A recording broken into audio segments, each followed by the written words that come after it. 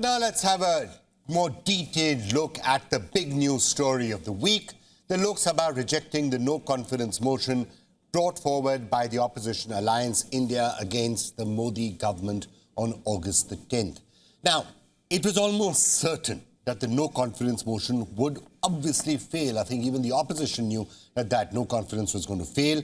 The NDA and its supporters, some 366 votes, way more than what is required to actually win a vote of confidence. So the real focus was never about the actual vote or who was going to win. The real focus was the debate, the discussion. Who has the chance to put forward their point of view in a more effective manner, and who therefore gets to kickstart the battle for 2024 in an effective manner. Now, after 3 days of intense debates and pointed attacks, Prime Minister Narendra Modi took the floor for a closing address in the lower house. His speech, which is a record speech lasting over 2 hours, essentially summed up the whole thing, what the government wanted to say, and he essentially highlighted the opposition's past failures during their time in power, while also focusing on what he called the current government's successful policy decisions. Congress के लोगों को लगता होगा कि ये कोई जादू से लकड़ी से हुआ है, लेकिन मैं आज सदन को बताना चाहता हूं माननीय अध्यक्ष, रिफॉर्म, परफॉर्म एंड ट्रांसफॉर्म एक निश्चित आयोजन, प्लानिंग और कठोर परिश्रम की पराकाष्ठा,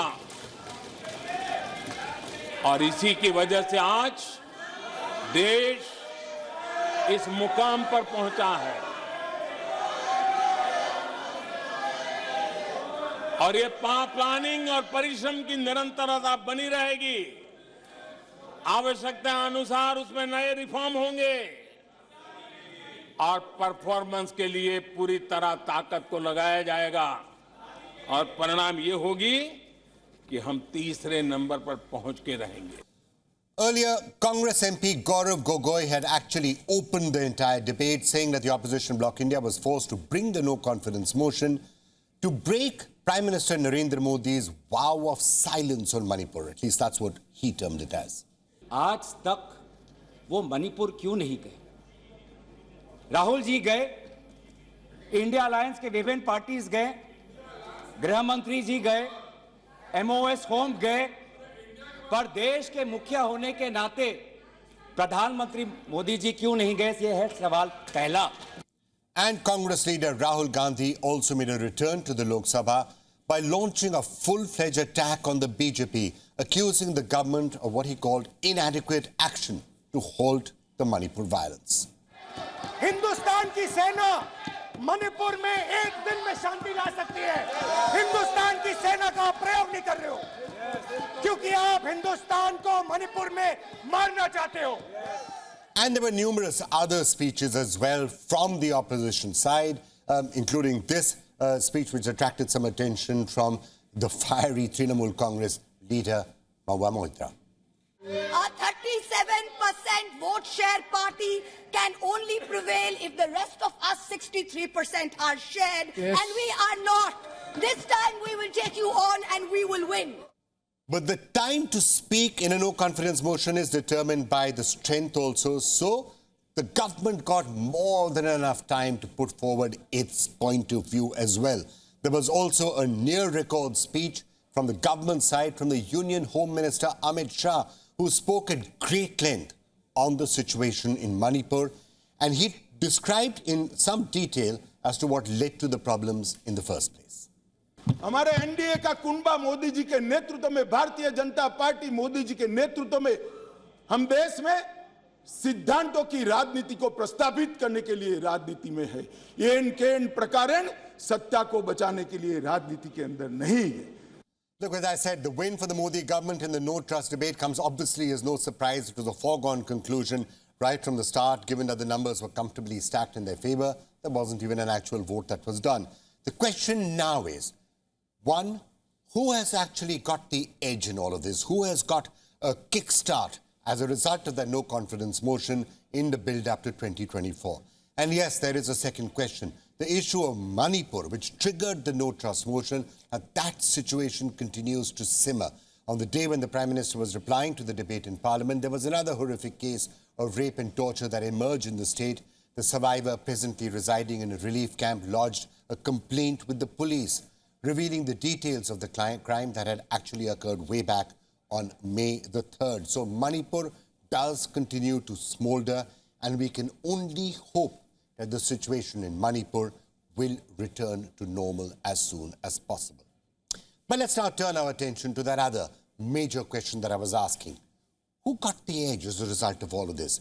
Who was benefited by this, and who now has used this as a springboard for the battle to 2024? We're now going to be joined by three separate experts. Shehzaad Poonawala from the BJP is going to be with us, Shama of the Congress Party, and Neerja Chowdhury, a leading political analyst, will help us to put this together. Let me start with you, Shehzaad Poonawala. How do you think that entire no-confidence motion went? Of course, the fact that the NDA was going to win the vote of no confidence was never actually in doubt, but the debate itself and the ability to use this as a launch pad for 2024, how do you think the 2-3 days went? Well, you know, the no confidence motion, the speech particularly by the Prime Minister and the Home Minister were deeply detailed, comprehensive, sharp, high on facts, on substance, empathetic, and they addressed all the issues, the most pressing issue being, of course, the situation in Manipur, but also showing a mirror of what has happened in the past few decades in the Northeast. And it also exposed the larger agenda with which the opposition had even put this no confidence motion forward. You know, the first line of the speech of Prime Minister Modi was that this is less about lack of confidence in the government and more about finding confidence or common ground amongst these disparate elements who have come together in a repackaged form of UPA. And lo and behold, what happened?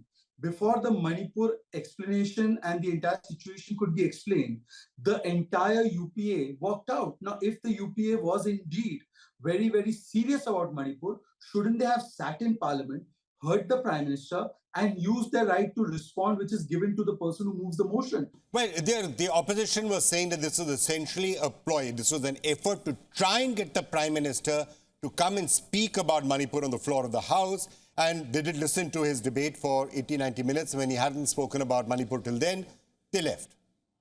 But then, you see, we were always saying from day one, let's have a discussion on Manipur. We said it in the all-party meeting. We agreed to it in the Business Advisory Council. Thereafter, they came and started making a rule, an ego issue. They did not allow for a full-fledged only discussion on Manipur. Then they moved the no-confidence motion. And when they moved the no-confidence motion, they raised the whole range of issues. Did T.R. Balu speak only about Manipur? Did Dimple Yadav speak only about Manipur? Did Supriya Sure speak only about Manipur? Many of the opposition speakers spoke on everything under the sun. So obviously it was incumbent on us to speak on all issues. And the Prime Minister, when he was speaking on Manipur, why didn't the opposition have the patience to listen to his answers? Why didn't they have the patience to listen to what the Congress Party has done in the Northeast all these years and what has transformed under the last 9 years of Prime Minister Modi and what happened in the current situation in Manipur? I don't think that the Congress was ever interested in Manipur. They were interested in making this the 14th launch project of Rahul Gandhi. Now, unfortunately for Congress and his lieutenants nannies of Rahul Gandhi failed to pack a punch. So I think it was all that we remember about his speech is a missed opportunity and a flying kiss.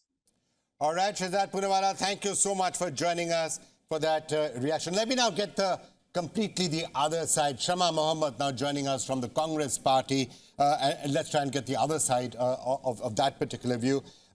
Shama, I don't think even the opposition was ever actually expecting to win the vote of no confidence. You didn't think that the Prime Minister would actually lose this. What then was the purpose of the entire no confidence vote?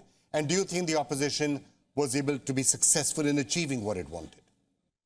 Okay, so first and foremost, Vikram, this no confidence motion, we knew that they had the numbers.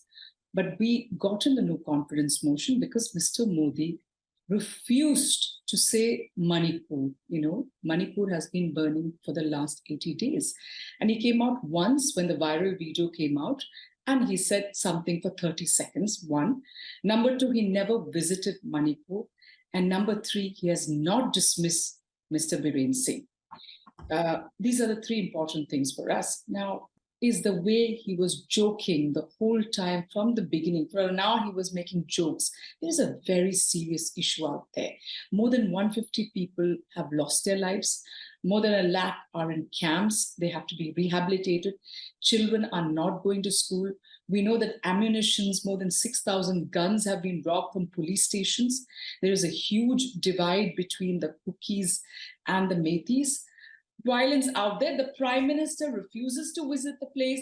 The Prime Minister, normally around the world, when such things happen, the Prime Minister, President, Chancellor comes out and say, my dear people, I need peace. Please stop this. You know, a call for peace.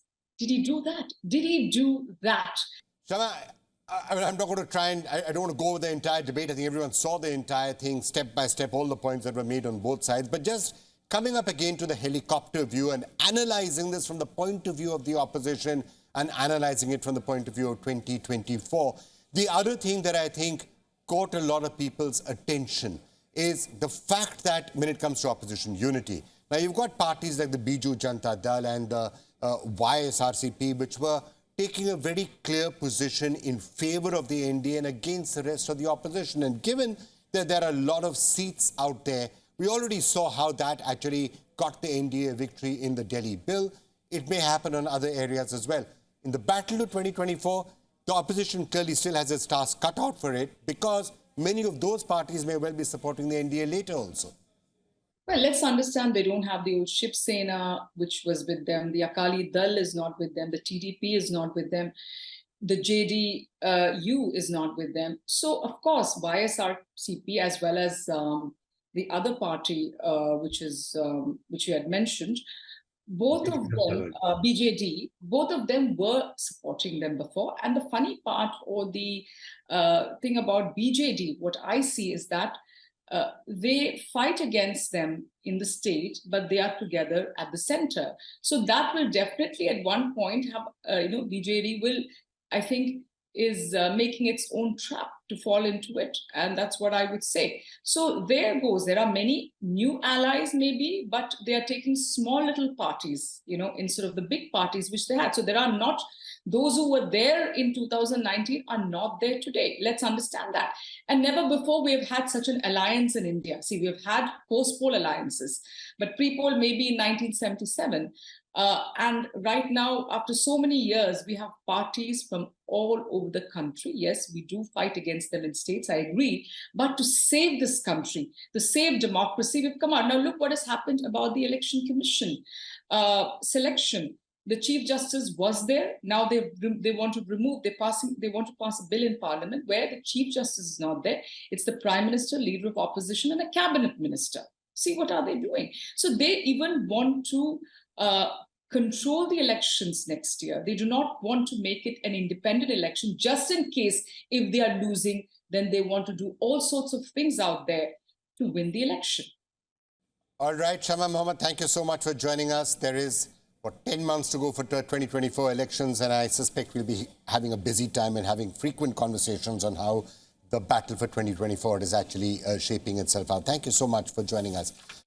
Well, all right, look, we've heard the BJP view on this. We've heard the Congress view on this. Let's now try and get an impartial view. Neerja Chowdhury, senior journalist and political analyst, now joining us. Neerja, sum it up. We've heard the political views. Sum it up for us. How do you think the no confidence motion went? Look, it was something everybody was waiting for.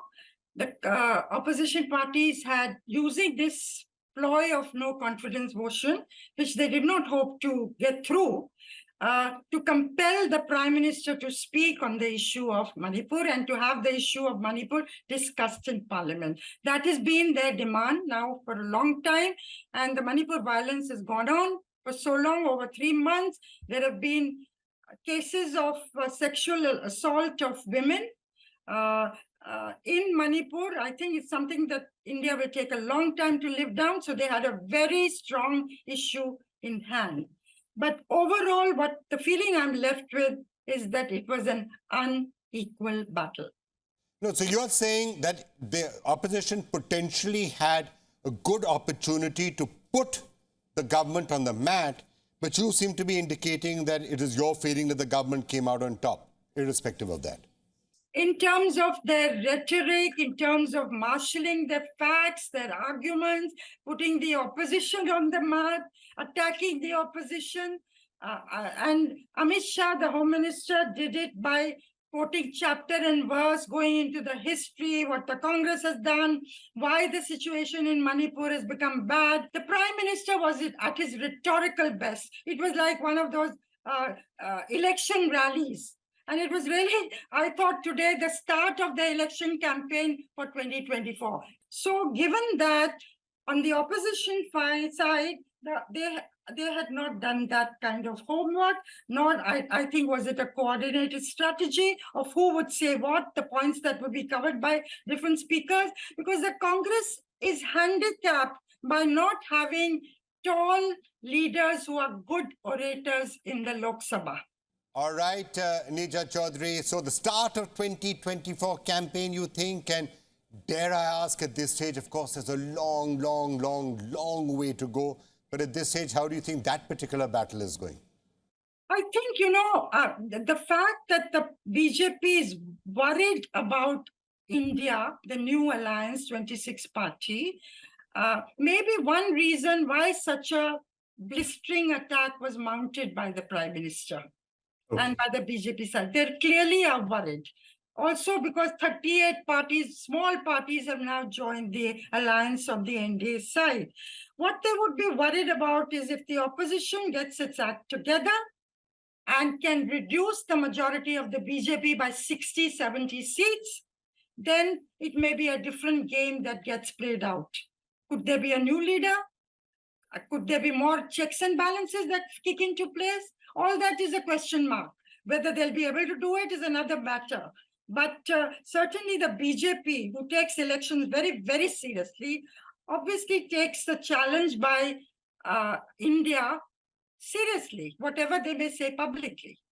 All right, Neerja Chowdhury, thank you so much for joining us. It was a rather eventful week in Parliament and, of course, battle for 2024, long way away. So let's see what actually happens as we go forward. Thank you so much for joining us.